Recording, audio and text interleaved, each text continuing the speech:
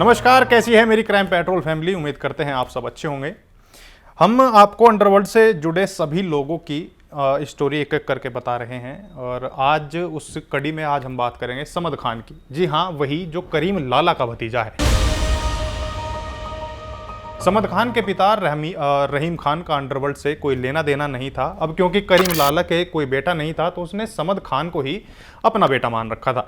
अब इसके बारे में कहते हैं कि 22 साल की उम्र में ही खतरनाक गैंगस्टर बन गया था। सेंट जोसेफ कॉन्वेंट स्कूल में पढ़ने वाला समद खान, इसकी पर्सनैलिटी एकदम हीरो वाली थी। ये वो समय था जब अंडरवर्ल्ड की दुनिया में उनको जगह मिलती थी जिनके अंदर डर नाम की चीज ना हो, और समद खान बिल्कुल वैसा था। अब डर क्या होता है वो बिल्कुल नहीं जानता था। समद खान एक ऐसा गैंगस्टर था अंडरवर्ल्ड का जो शायद सबसे कम उम्र तक जिया हो, लेकिन इसके बारे में कहते हैं कि जब तक जिंदा रहा ये ऐसा रहा कि इसके कारनामे, इसका बोलबाला पूरे अंडरवर्ल्ड में रहा। उस समय एक अजीज दिलीप नाम का एक आदमी था जिसकी करीम लाला से बहुत अच्छी दोस्ती थी, बिल्कुल जय वीरू जैसी। अजीज दारू और जुए जैसे धंधे देखा करता था। अजीज के 2 बेटे थे, मजीद और हमीद। ये इन दोनों इस समय के खूंखार गैंगस्टर थे और दोनों का अपने एरिया में अच्छा खासा नाम था। वहीं करीम लाला और अजीज इन दोनों का एक दोस्त और भी था और वो था नवाब खान पठान। अब इन तीनों के बेटे भी आपस में अच्छे दोस्त थे। एक दिन मजीद, हमीद, समद खान और गैंग के कुछ अन्य लड़के मुंबई के सोनिया डांस बार में जाते हैं। ये बार लड़कियों पर पैसे लुटाने के लिए फेमस था।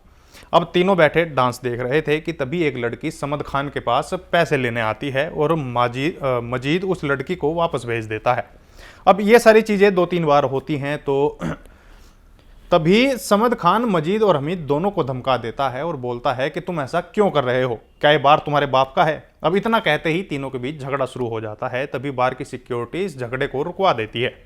इस घटना के बाद से ही समद खान और मजीद और हमीद दोनों में कम बनने लगती है। वहीं इस घटना के पहले मजीद और हमीद करीम लाला के ऑफिस के बाहर आकर पठानों को खूब गाली देते हुए कहते हैं कि यहाँ हम पठानों की चलने नहीं देंगे।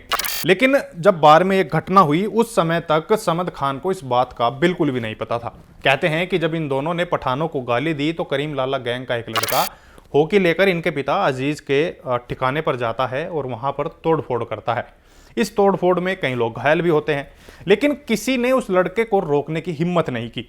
शायद वो मंजर ऐसा रहा होगा कि किसी ने नहीं की। तो वहीं जब इस घटना को लेकर अमीर ज़ादा का पिता नवाब खान करीम लाला से बात करता है कि ये लोग पठानों को गाली देते हैं, मजीद और हमीद कुछ करें इससे पहले हमें इनका कुछ करना होगा। तभी अजीज अपने अड्डे पर हुई तोड़फोड़ को देखकर उस लड़के को गाली देना शुरू करता है। तो इस बात का पता नवाब खान को लग जाता है। तो वो इन सारी बातों को समद खान और बाकी पठान जो लड़के होते हैं उनको बताता है कि ये सब कुछ चल रहा है और तुम्हें गालियाँ दी जा रही हैं। तो समद खान इससे बहुत गुस्सा होता है और वो ये बात सुनते ही घर में रखी तलवार को निकालकर अजीज के घर पहुंच जाता है, लेकिन वहां कोई दरवाजा नहीं खोलता। तो समद खान वहां गाली गलौज करता है, तभी उसके साथी उसे वापस ले जाते हैं। अब ये वो समय था 1981-82 का। इस समय इन दोनों के बीच छोटी मोटी तकरार चलती आ रही थी। तभी एंट्री होती है दाऊद की। अब वो समय आ गया था जब मजीद और हमीद की दाऊद और उसके भाइयों के साथ लड़ाई शुरू हो गई थी। ये लड़ाई इतनी बढ़ गई थी कि करीम लाला को सबको एक साथ डोंगरी वाले ऑफिस में बुलाना पड़ा। इस मीटिंग में हाजी मस्तान भी था। हाजी मस्तान दाऊद को भी उतना जानता था जितना अजीज के बेटों को। अब मीटिंग में दोनों गैंग की सुलह होती है, समझौता होता है। कहते हैं कि इस समय हमीद और मजीद का डंका बजता था और इसी डंके की बदौलत उनके पिता अजीज उन दोनों पर बड़ा मान भी करता था। अजीज का घर था चिंदी गली में। अब क्योंकि ये गली बहुत तंग थी तो अजीज को जब भी अपना घर जाना होता था तो वो कार थोड़ी दूर पहले रोक देता था और घर पैदल ही जाता था। अब एक समझौते के बाद एक दिन जब ये पूरा समझौता हुआ तो इसके बाद समद खान एक दिन सोनिया डांस बार में लड़कियों पर पैसे उड़ाकर घर जाता है। तभी बार में मजीद और हमीद की एंट्री होती है। दोनों ने समद खान को अपने पास बैठने को कहा तो समद खान ने मना कर दिया। तभी किसी ने दोनों भाइयों को कहा कि समद खान इसलिए जा रहा है कि उसके पैसे खत्म हो गए। इतना सुनते ही दोनों भाइयों ने समद खान का मजाक उड़ाया और कहा कि पैसे नहीं हैं तो हमसे उधार ले ले। इतना सुनते ही समद खान गुस्सा हो जाता है, लेकिन वो ये जानता था कि अगर वो यहाँ उससे लड़ा उन दोनों भाइयों से तो उसे महंगा पड़ेगा। तो वो बिना कुछ कहे वहाँ से वापस चला जाता है। लेकिन समद खान बार में हुई इस बेइज्जती का बदला लेने के लिए अपने घर से तलवार उठाता है बिना किसी को बताए और अजीज के घर पहुंच जाता है। वो देखता है कि यहाँ मजीद और हमीद की कार अभी तक नहीं पहुंची, यानी कि वो अभी तक बार में ही है। तभी वो सामने से अजीज को अपनी बीवी और बेटियों के साथ आता देखता है। अब अजीज भी समद खान को वहां देखकर थोड़ा सा चौंक जाता है। वो कहता है कि तुम मेरे एरिया में तलवार लेकर ऐसे क्यों खड़े हो। तभी समद खान अजीज को गंदी गंदी गालियां देना शुरू करता है और वो कहता है कि अजीज, मैं यहाँ तुम्हारे लड़कों की वजह से हूँ। तुम अक्सर पठानों को गाली देते हो और तुम्हारे लड़कों ने मेरी बेइज्जती की है। मैं तुम्हें आज नहीं छोड़ूंगा। और इतना कहते ही वो अजीज पर हमला बोल देता है। कहते हैं कि समद खान को अजीज समझा देता है और उसे लेकर करीम लाला से बात करने की बात कहता है। लेकिन तभी वहां खड़ा एक शख्स समद खान को चिढ़ाता हुआ कहता है कि यह कैसा पठान है जिसे यह भी नहीं पता कि अगर तलवार एक बार म्यान से निकल गई तो बिना खून लगे वापस म्यान में नहीं जाती। अब यह बात सुनकर समद खान को फिर से गुस्सा आता है और वो ना इधर देखता ना उधर सीधा अजीज के गले पर वार कर देता है।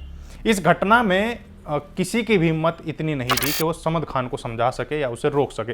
अब समद खान के वहां से जाते ही आसपास के लोग अजीज को हॉस्पिटल में भर्ती कराते हैं, लेकिन उसकी मौत हो जाती है। अब इस घटना के बाद से ही समद खान का अंडरवर्ल्ड की दुनिया में बोलबाला होने लगता है। दाऊद को भी समद खान के बारे में पता लगता है। अजीज की मौत के बाद समद खान को करीम लाला अंडरग्राउंड कर देता है। कहते हैं कि समद खान पूरे 1 साल तक इस लेवल तक अंडरग्राउंड किया गया था कि उसके परिवार वालों को भी नहीं पता था कि वो कहाँ है और किस हालत में है। वहीं अपने पिता की मौत का बदला लेने के लिए मजीद और हमीद लगातार समद खान की फिराक में थे। एक तरफ तो ये दोनों सोच रहे थे कि अगर समद खान को नहीं मारा गया तो वो हम दोनों को मार देगा। वहीं समद खान भी ये सोच रहा था कि अगर इन दोनों को नहीं मारा गया तो ये दोनों मुझे मार देंगे, यानी कि वो भी इन दोनों को मारने की फिराक में था। अब वहीं करीम लाला इस सब के बीच अपना गैंग शांति से चलाने लगता है। कहते हैं कि मजीद और हमीद दोनों ने करीम लाला के परिवार वालों को मारने के लिए कई शार्प शूटरों की मदद ली, लेकिन क्योंकि करीम लाला की सभी इज्जत करते थे तो उन्होंने जब भी उन्हें सुपारी मिलती थी तो वो इसकी खबर करीम लाला तक पहुंचा देते थे। तभी एक ऐसा काम होता है कि जिसकी कोई सोच भी नहीं सकता।